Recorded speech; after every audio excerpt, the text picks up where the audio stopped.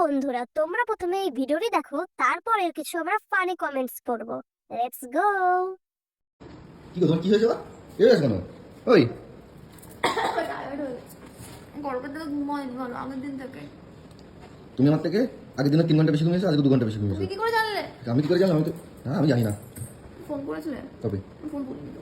কেন যাও তো এখান থেকে যাও। ফোন করে দিন কেন? হ্যাঁ ফোন করে দিন কেন? আর খারাপ ভিডিও করো না এরকম ভাবে।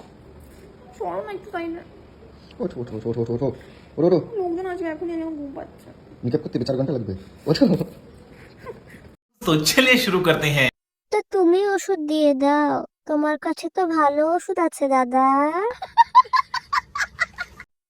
বালের নাটক ধর।